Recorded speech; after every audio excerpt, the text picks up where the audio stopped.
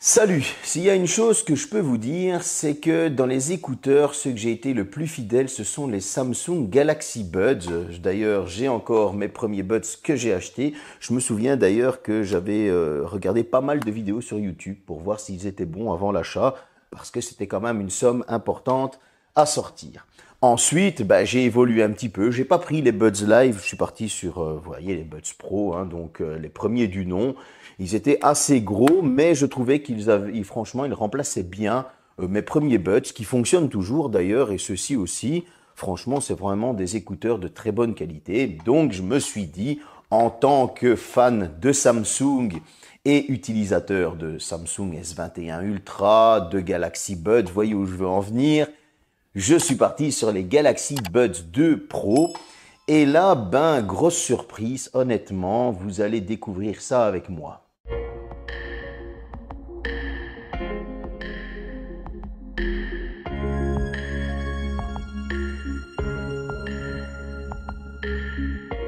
Bon, si vous n'avez pas vu le unboxing, je vous conseille d'aller voir ma chaîne TikTok et mon shorts YouTube. Comme ça, vous aurez le unboxing. Il n'y a pas grand-chose à voir. Je vous dis, ça tient en 1 minute. Ainsi, vous allez gagner du temps. Au niveau de la forme des boîtiers, c'est exactement la même. L'USB type C se retrouve à l'arrière, le même, près de la charnière. Avant, on était sur du noir brillant. Maintenant, on est sur du noir mat. Au niveau du toucher, c'est le même. Ça prend tout autant les traces de doigts. Avant, c'était imprimé Samsung Soon by AKG. Maintenant, c'est un Samsung gaufré, donc voilà, il n'y a pas de grand changement, même le LED est au même endroit. Voilà, si ce n'est, maintenant, quand on ouvre le boîtier, là, c'est le même, mais le Soon by AKG, dans les nouveaux, est écrit à l'intérieur. Vous voyez, donc c'est écrit à l'intérieur, c'est assez sympa. La forme des écouteurs, là, il y a un gros changement. Alors, les nouveaux sont en noir mat, et ça, c'est agréable parce que c'est moins flashy que le noir brillant d'avant. Mais il y a une belle petite différence, c'est que les nouveaux sont plus petits. Lorsque Samsung annonçait 15% plus petit, oui, il y a vraiment une belle différence. Si on compare les deux, voilà, je veux dire, la forme de base est la même, mais on voit que c'est plus petit. Et alors, gros point fort, les nouveaux tiennent vraiment très bien dans l'oreille. Ils sont mieux placés. Par contre, au niveau du test, à chaque fois, ils sont mal placés. J'ai jamais trouvé le bon moment ou la bonne place pour les mettre. Honnêtement, j'ai essayé 10 000 façons différentes. Voilà, mais ça n'empêche pas d'avoir un très bon son. Je pense que c'est vraiment un petit gadget, ça. Mais en tout cas, au niveau de l'écouteur, là, c'est un gros point fort. Personnellement, avant, j'avais, après un certain moment, une petite douleur, une petite gêne qui apparaissait lorsque je les portais longtemps. Chose que je n'ai pas eu avec ceux-ci, ils se font oublier totalement, c'est juste du pur bonheur. Au niveau des specs, on est sur de l'IPX7, sueur, pluie, poussière, on est tranquille.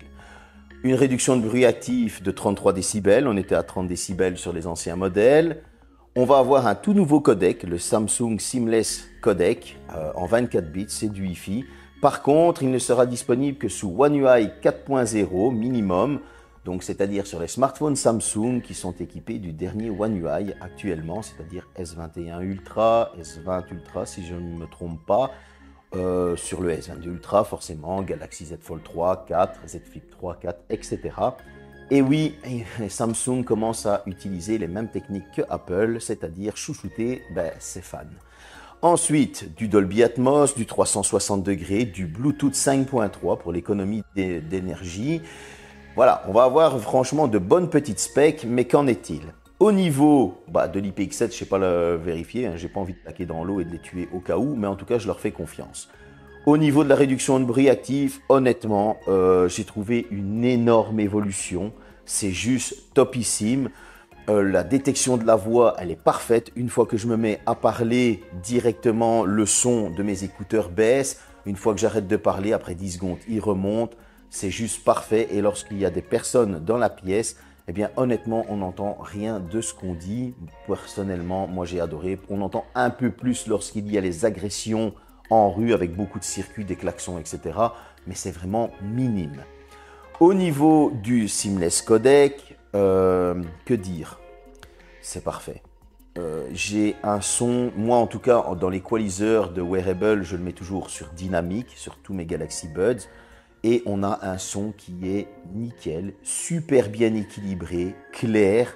Bon, j'utilise YouTube Music, je ne leur fais pas de pub, mais voilà, j'utilise YouTube Music.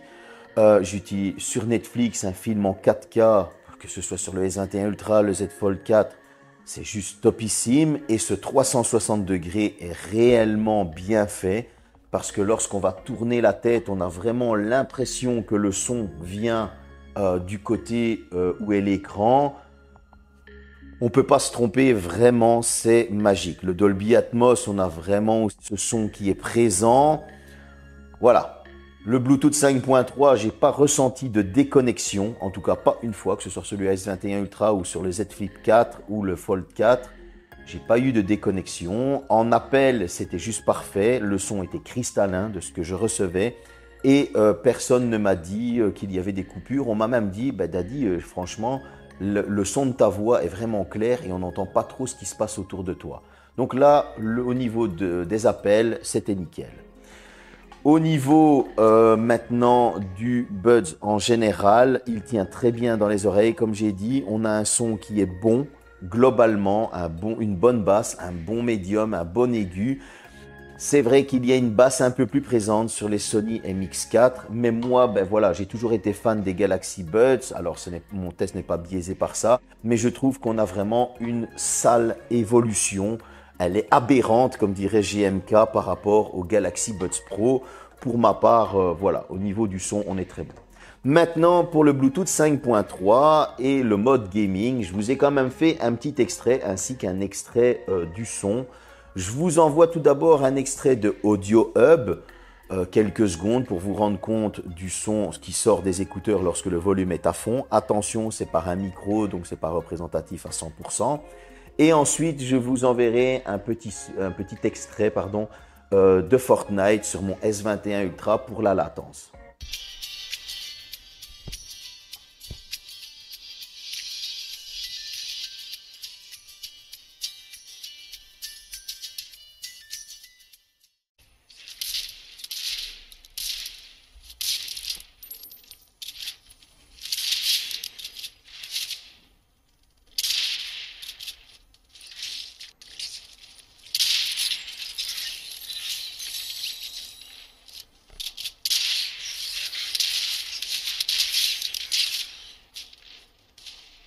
Comme vous avez pu vous en rendre compte, le son est assez bon, vraiment très bon.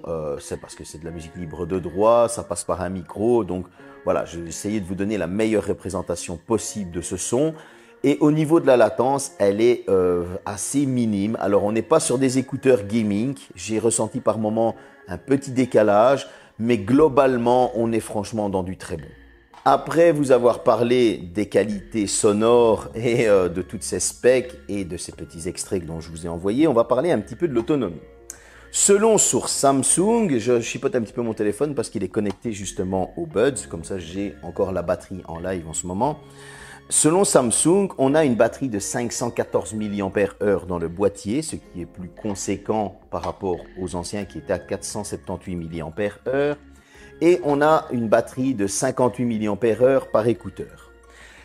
Selon Samsung, on peut tenir 8 heures de musique continue. Alors, avec l'ANC, la réduction de bruit active, désactivée, j'ai tenu 8 heures et 10 minutes de musique continue. Donc musique continue avec YouTube Music, de la vidéo YouTube, etc. Ce qui est énormissime. Je n'ai rien à dire au niveau de cette autonomie. Par contre, avec l'ANC activé, bon là ça bouffe un peu plus, mais chose très étonnante, j'ai réussi à tenir 6 heures et 50 minutes de musique continue, c'est-à-dire presque 1 heure de moins. Franchement, bravo Samsung. Là, vous m'avez fait un gros plaisir parce que ce 6h50 minutes avec l'ANC activé, quand je dis que tout est activé, tout est activé. L'ANC est activé, le 360 degrés est activé, tout. 6h50 minutes, merci, bravo, c'est juste parfait. Je n'ai rien à dire. Et avec cette autonomie, vous allez pouvoir charger 4 fois les écouteurs. Alors, j'ai quasi pas dormi. Je les ai utilisés au boulot, etc. pour pouvoir faire ce test. Donc, je les ai laissés tourner non-stop. J'étais en soirée, j'avais un écouteur qui tournait avec la musique. je les ai rechargés, etc., etc. Vous allez pouvoir les recharger presque 4 fois entièrement, 3 fois à 100% et une dernière fois à 80%, c'est-à-dire presque 4 fois. Encore une fois, vous êtes parti pour 24 à 30 heures, 32 heures, 30 heures d'autonomie. J'ai rien à dire. Honnêtement, franchement, c'est parfait. La recharge via mon PC a pris presque 1 heure. La recharge via un chargeur Samsung a pris environ 40 minutes. Donc, encore une fois, ça charge assez vite. Ils sont en charge sans fil. La charge sans fil, vous comptez que là, ça va prendre aussi une petite heure. C'est juste parfait. Personnellement, je n'ai pas trouvé de gros défauts à ces écouteurs. Non, mais on va arrêter les conneries. Vous en avez pas marre des youtubeurs qui font ce genre de pause dans leurs vidéos parce que ça fait vraiment publicitaire collaboration. Bon, pour ma conclusion, tout d'abord, je vais déjà cocher les cases grossièreté, parce que ce qui va suivre ne va pas te plaire. Si tu es en train de m'écrire un petit message, AirPod, Sony WX, machin, ta gueule, je m'en bats les couilles. Voilà, comme ça, ainsi je commence bien la conclusion. Pour la simple et bonne raison que je teste des Galaxy Buds 2 Pro, que ce n'est pas un comparatif, voilà, que je suis utilisateur des Galaxy Buds Pro, donc je parle en étant acheteur de Galaxy Buds 2 Pro. J'ai testé les AirPods parce que voilà, ma nièce en a, etc., etc.